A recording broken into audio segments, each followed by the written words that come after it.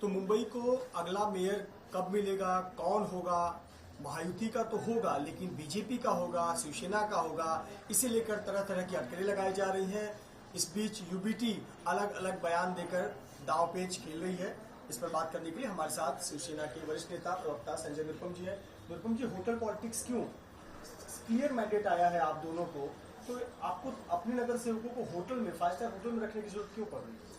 देखिए, सबसे पहले ये बता दूं कि मुंबई के अगले महापौर के चुनाव के लिए कुछ वैधानिक प्रक्रियाएं हैं। उन प्रक्रियाओं को पूरा होने के बाद ही चुनाव होगा। बिना वजह पूरे मीडिया में और उबाठा वालों के यहाँ एकदम से अजीब तरह की बेचैनी मची, और जिस तरीके से रोज संजय राउत सनसनी फैलाने की कोशिश कर रहे हैं और मुंबई के लोगों के बीच एक कंफ्यूजन क्रिएट करने की कोशिश कर रहे हैं, उनको बता देना चाहता हूं कि संजय राउत और उद्धव ठाकरे दोनों उल्टा लटक जाएंगे तो भी उनका व्यक्ति मुंबई का मेयर नहीं बन पाएगा। क्यों? क्योंकि इस बार मुंबई के मतदाताओं ने ओपन मैंडेट दिया है, साफ साफ शब्दों में मैंडेट दिया है, वह महायुति के पक्ष में। मुंबई का महापौर महायुति का ही होगा, न तो शिवसेना का होगा, न बीजेपी की होगा, महायुति का होगा।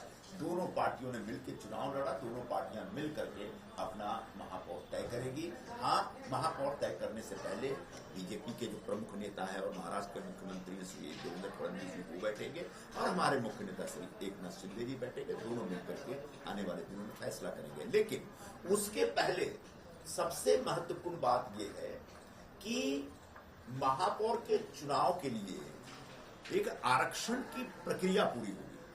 आरक्षण के लिए मतलब आरक्षण के किस कैटेगरी से मुंबई का महापौर होगा, इसके लिए भी लॉटरी निकालनी बाकी। लॉटरी निकालने की प्रक्रिया आने वाले 1-2 दिन में पूरी होनी चाहिए। मंगलवार या बुधवार को या तो मुख्यमंत्री जी दावोस से लौट आएंगे, उसके बाद होगा, या उससे पहले भी हो सकता है, लेकिन कहीं जाके 1 हफ्ते के अंदर ये सारा काम पूरा होगा।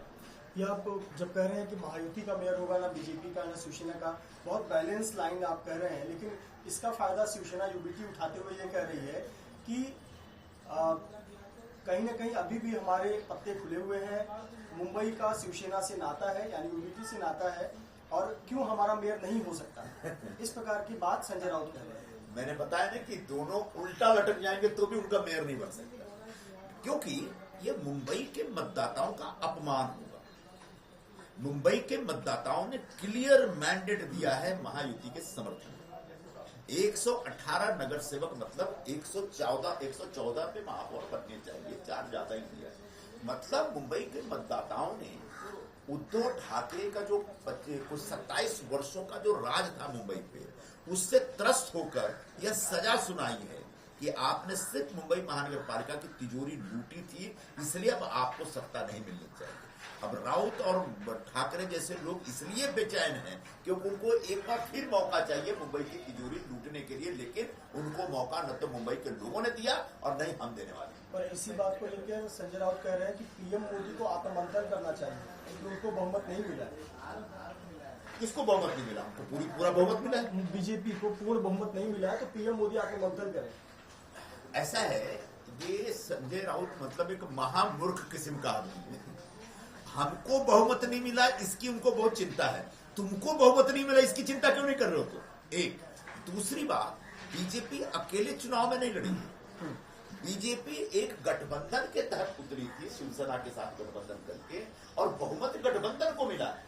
यानी जो प्रधानमंत्री नरेंद्र मोदी जी चाहते थे कि बीजेपी शिवसेना का गठबंधन लोगों के बीच जाए और लोगों का जनादेश मांगे, वह जनादेश सबको मिल गया। हमारे पास पूर्ण बहुमत है। लेकिन एक यूबीटी की तरफ से ही एक बात खबर निकल कर आ रही है कि अगर बीजेपी अपना मेयर प्रपोज करती है तो यूबीटी वोटिंग से दूर रहेगी। क्या ये शिवसेना, आपके शिंदे गुट का बार्गेन पावर खत्म करने के इस प्रकार के दांव पे खेले जा रहे हैं? बीजेपी का मेयर होगा तो वो वोटिंग से बाहर हो जाएंगे, ताकि आप ना स्टैंडिंग कमेटी मांग सके, ना डिप्टी मेयर मांग सके, ना अन्य जगहों के लिए बार्गेन कर सके। ये सब संजय राउत की कपोल कल्पना है और दिन में देखे हुए सपने। हमारे मेयर के चुनाव में यूबीटी के नगर सेवकों के वोट की जरूरत ही नहीं है। हमारे पास इतना पर्याप्त वोट है कि हम दोनों पार्टियां मिलकर के अपना महापौर इलेक्ट कर लेंगे। बिल्कुल उसी तरीके से हम अपने स्टैंडिंग कमेटी का चेयरमैन भी कर लेंगे, स्टैंडिंग कमेटी के मेंबर भी इलेक्ट कर लेंगे। हाँ, स्टैंडिंग कमेटी जो बनती है तो उसमें जो अपोजिशन सेक्टर से भी कुछ मेंबर आते हैं और जो एक वैधानिक प्रक्रिया उसके तहत उनके यहाँ से एक दो लोगों को लेना पड़ सकता है, लेकिन पूरे चुनाव प्रक्रिया में उनकी कोई भूमिका ही नहीं है। क्यों बेचैन हो रहे हैं आप? एक मुस्लिम वोटों को लेकर एक बड़ी चर्चा या एनालिसिस सामने आ रही है कि 30 नगर सेवक इस बार चुनकर आए हैं, मुस्लिम नगर सेवक अलग अलग पार्टियों से। आपकी पार्टी से भी एक नगर सेवक, शिवसेना यूपीटी से 3, सबसे ज्यादा कांग्रेस से 13 लगभग नगर सेवक चुनकर आए हैं, एमआईएम से 7, और अबू आजमी का गढ़ है शिवाजी नगर गोवंडी का एरिया, वहां पर लगभग सुपड़ा साफ हो गया है। वहां से फिर बीजेपी के नवनाथ बन जीते, बाकी अन्य आसपास की सीटें एमआईएम जीती। मुंब्रा कहा जाता है जितेंद्र आव्हाड का, एनसीपी शरद पवार का गढ़, वहां पर भी एमआईएम ने जबरदस्त जीत हासिल की है। किस तरह से देखते हैं इस राजनीतिक समीकरण? देखिए, मुंबई में और पूरे महाराष्ट्र में रेडिकल मुसलमानों का, जो दंगाई प्रवृत्ति के मुसलमान हैं, जो फिरका परस्त हैं, जो कट्टरपंथ हैं, उनका एक कुनबा है, उनका एक ग्रुप है। वो हमेशा से जो रेडिकल मुस्लिम पार्टियां होती है उनको अपनी पार्टी करके वो इलेक्ट करते हैं। आप इतिहास में जाएंगे तो मुंबई में कभी मुस्लिम लीग के नगर सेवक हुआ करते थे, उन नगर सेवकों को यही रेडिकल मुसलमान, दंगाई प्रवृत्ति वाले मुसलमान वोट दिए। बाद में मुस्लिम लीग से ज्यादा रेडिकल करके समाजवादी पार्टी निकल के आई, जब उसने कार सेवकों की हत्या की। तो कार सेवकों की हत्या के बाद यहाँ के जो कट्टरपंथी और दंगाई मुसलमान थे उनको अपनी पार्टी समाजवादी पार्टी दी थी, और उन्हें समाजवादी पार्टी के नगर सेवक चुनना शुरू किया मुंबई में या मुंबई के बाहर। अब एक नई कट्टरपंथी फिरका परस्त पार्टी, जो दंगाइयों को पुरस्कृत करने वाली जो पार्टी है, वो एमआईएम निकल के आई है। और यही वजह है कि अब समाजवादी पार्टी और मुस्लिम लीग की दुकानें बंद हो जाएंगी। अब एमआईएम जैसे कट्टरपंथी पार्टियों को ये सारे दंगाई प्रवृत्ति के जो मुसलमान हैं वो वोट देंगे और अपनी पार्टी बनाएंगे। यह आने वाले दिनों में पूरे मुंबई के लिए, महाराष्ट्र के लिए, मुंब्रा जैसे शहरों के लिए भी बड़ा खतरनाक है। ऐसे दंगाई मुसलमानों का प्रतिनिधित्व करने वाले पार्टी को सबक सिखाना चाहिए। ये तमाम हिंदुओं को एकजुट होकर के इस दिशा में काम करना चाहिए। आप कह रहे हैं दंगाई मुसलमानों की प्रवृत्ति जो एमआईएम की तरफ जा रही है। मैं आपको नागपुर ले चलना चाहता हूँ। नागपुर में 2025 में अप्रैल मई में दंगा हुआ था और उसका आरोपी है फहीम खान।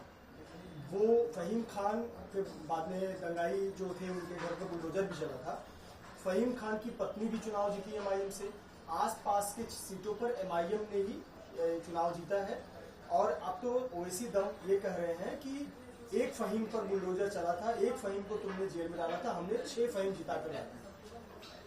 इस प्रश्न को दूसरे तरीके से पूछिए। एमआईएम को अपना प्रतिनिधित्व बढ़ाने के लिए दंगाइयों के अलावा और कोई नहीं दिखता।